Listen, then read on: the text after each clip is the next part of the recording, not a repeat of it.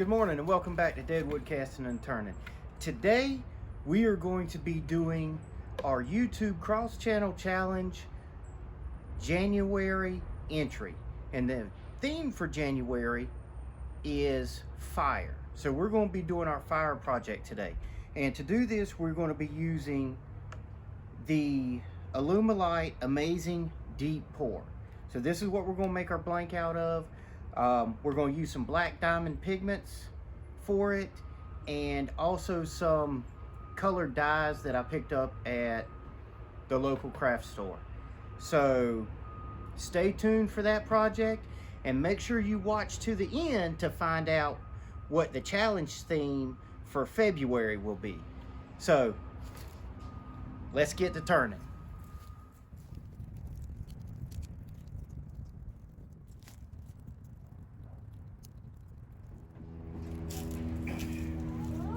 All right, so we have our fire blank mold in the our fire blank in the mold. We've had some issues, as you can tell. We've had some issues with this mold failing. I had it all set up, and then I lost, I'm gonna say 95% of the resin due to a leak, and then had to refill it and went a different direction, and then I had a thermal reaction that really changed the design. So not really sure what we're going to find when we get into this. So you're going to see it for the first time, just like me. Hey babe, hand me that chisel right there, please. Why? So you're shaking the camera, babe. What are you saying? I'm fat? No, I'm just kidding. You know I'm gonna put that in the video. I don't care. Starring Hayden.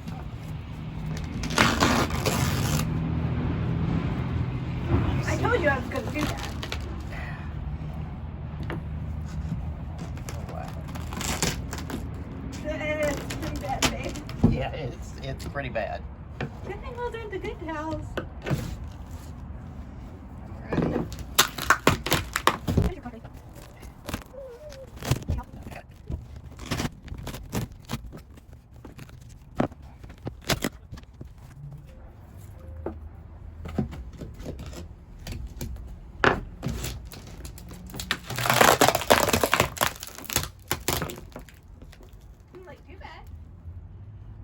Still got some red in it. Told you, but you don't ever listen to me. I might know what I'm talking about. Upon occasion. All the time. Don't make me get the rat. Huh? Don't make you get the red. Alright, so we finally got our blank out of the mold. And if you really want to a good tutorial on mold making out of corrugated plastic, silicone, I suggest you check out Jake Thompson's video on mold making at Northside Crafts, and I'll put a link to his channel right there. But there was a lot of this that I edited out because there was a lot of swearing and cut up knuckles and things like that. But I don't know if you can see this, but I wasn't real impressed with, I thought this was going to be a whole lot worse than it is. There's some cracking, there's some bubbles because of a thermal reaction, but like right in this area you can see like some flame design. You kind of got a lava flow down at the bottom. Right here's flame design, looks like flames curling up. Not really sure what this is going to look like once I get it done. Hopefully I don't lose all the flame effect in the turning process, and then right there, you know, some flame. So, but let's go ahead, go get it mounted up and see what it turns into.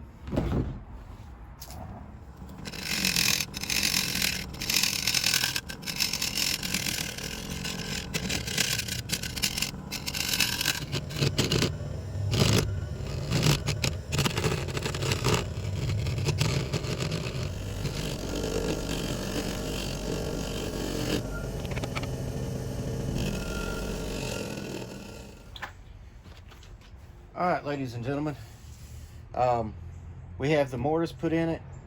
We have it flipped around. And because of all of the stress fractures and everything from the thermal reaction when it cured,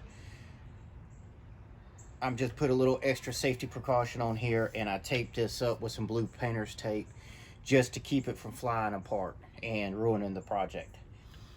So without further ado, let's start getting this hollowed out.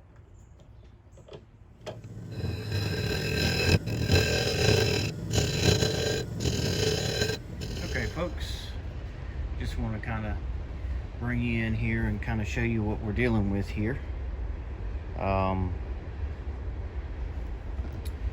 As you can see, this thing is full of cracks and bubbles and crevices, not to mention that this is some very old and hard oak. So it's taking a little bit longer. I'm having to go real slow with this. As you can tell from the rim right here, it has actually come off of the mortise a couple times, so I'm gonna have to address that, or I may just leave it as a feature, because this bowl is actually, as much of a pain in the tail as it's actually looking exactly like I wanted.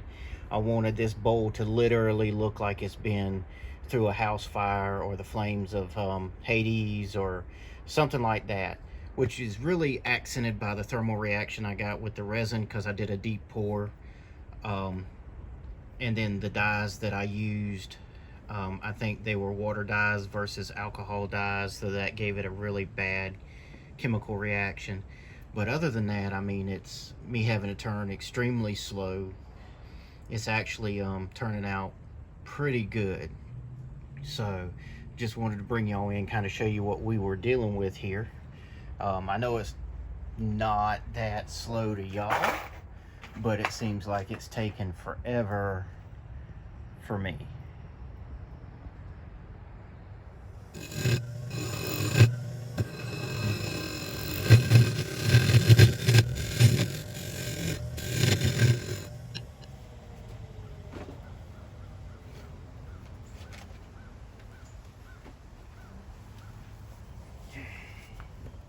Okay, so this is where we're at. This, and I'm gonna be nice and say project, has come off my mortise probably close to 23, 24 times.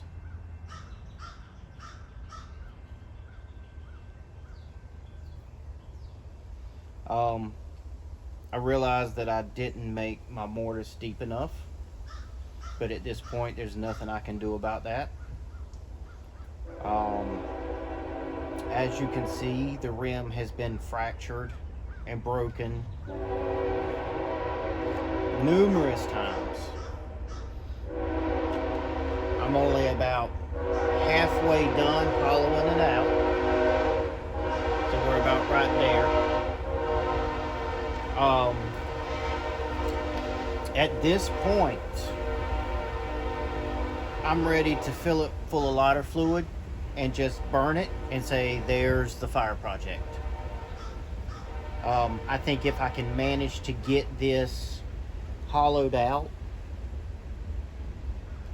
all the way, I think it'll be a pretty spectacular project, because I think this does lend itself to it very well. But my frustration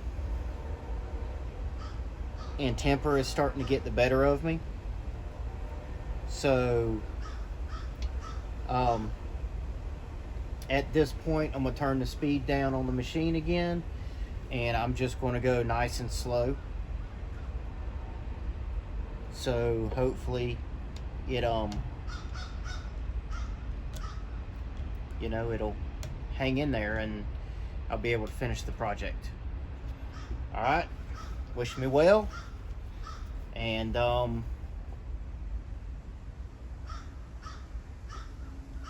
I'll either see you when it's time to sand the outside, or I'll see you when I light it on fire. Peace out. Alright, so I've got this sanded up, hollowed out and sanded up to 320. I'm gonna finish sanding it on up to 2000 like I normally do, and then I'm gonna put 3 coats of lacquer on it. And once that's done, I will bring you back for the polishing process.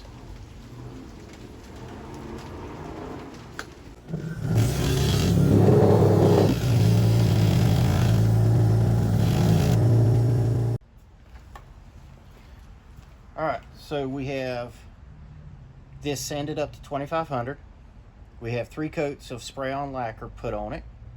Now we're going to hit it with our Scotch-Brite to take the nubs off. And then we're going to hit it with our abrasive paste and our shine polish. And there's going to be something different about the abrasive paste and the shine polish, and once we get to that point, I'll tell you about that. So let's knock the fuzzies off and blow it off real good, because you know it's very porous, so I want to make sure all the stuff is blown out of the holes. And then we'll go from there.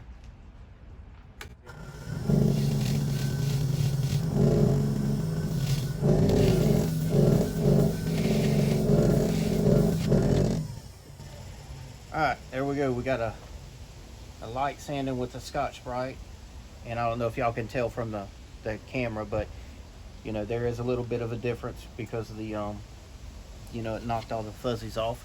So now I'm gonna blow it off with my air compressor, because I want to make sure all the dust is out of all these pores, and we'll move on to the next section. Now, something I want to mention: when you're sanding the inside of a project, you have to be very careful, because it is kind of dangerous to put your hand into something spinning like that. So you need to be very cautious. And the only reason I do that is because I do not have any kind of a sanding stick yet, any kind of a sanding pad that I can put in there in lieu of my hands. So I just wanted to let y'all know that before somebody says something about it in the comments. Now, instead of using my homemade abrasive paste and shine polish, what I'm going to be doing is I'm going to be using this from Brad's workbench. This is some stuff that he made. He contacted me, asked me if I would like to try his stuff and do a, you know, basically tell him what I thought. So what we have here is we have his all natural sanding paste, extra fine, which he sent me instructions, but I'm not going to use the instructions. I'm going to use it the way I would normally use mine. And then on the next project, I'll follow the instructions to see if there's a difference. And then we have his all natural tongue wax. So let's put this on and see what we go from there.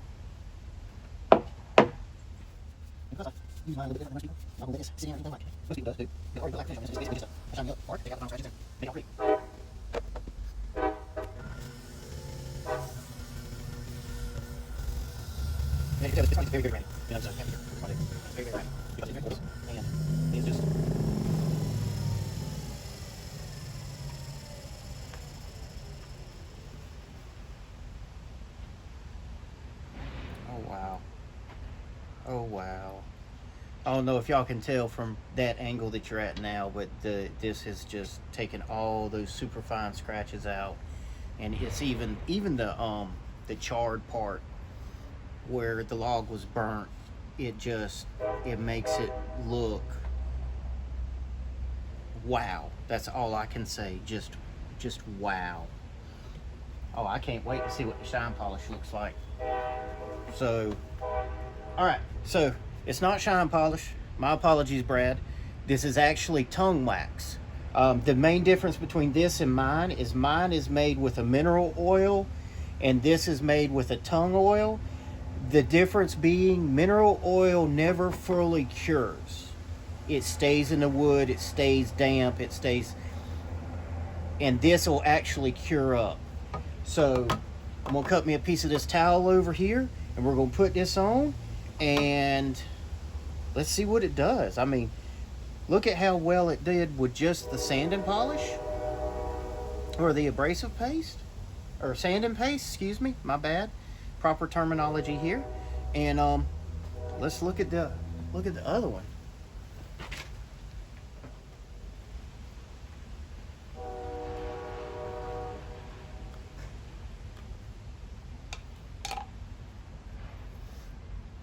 Right.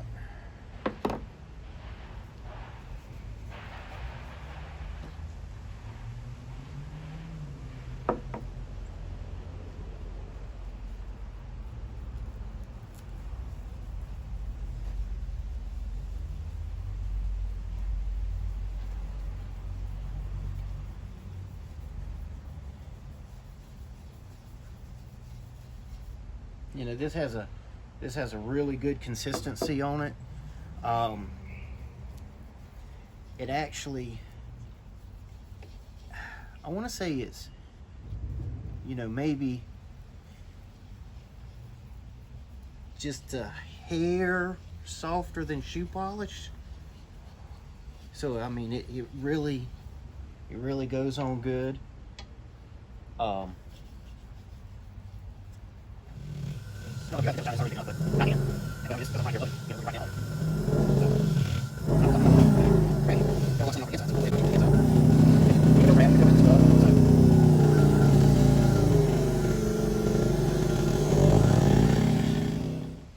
Man sakes alive. Brad, old buddy, I think you got you a winner on your hands.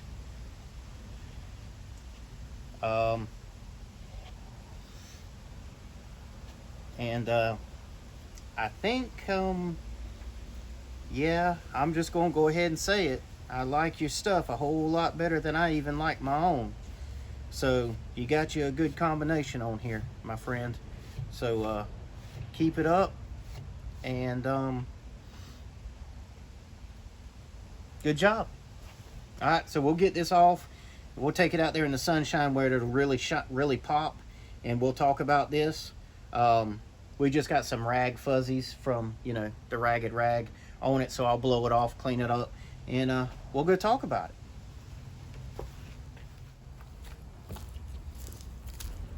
Okay, here we are with the finished product, and this is my entry into the YouTube Cross Channel Challenge 2021 for the month of January, which his theme was fire. I hope I hit that challenge. Let me know what you think. We have an oak log that was literally thrown into a fire and charred. And then we had resin to fill in the gaps.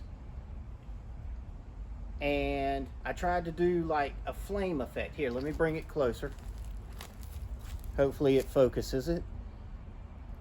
Right there we still have a little bit of flame effect, you know, from where I just dripped the dyes in.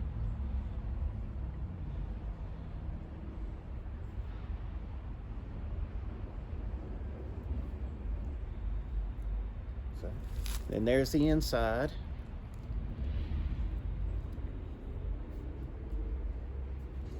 And then the bottom.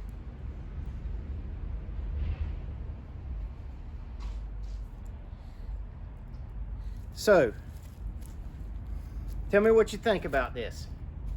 Now, the whole point, my vision for this was to literally make sure, this project changed a lot from its original idea to its finished project. Originally, I wanted a bowl, and I was going to put some 3D dragons in it, you know, miniature 3D dragons in it to make it look like dragon flame scorching the earth. Then I was going to turn it into a lamp, because we had some issues actually with the resin. And then after that, it just kind of developed into what it is now. During the hollowing out process, I think it came off the lathe a total of like 23 times, which it accounts for all the cracked rim, which I think just adds to this project. I think everything that happened to this project lent itself to just a better project. So tell me what you guys think. Hope you would like it. Hope you enjoyed the video. So now,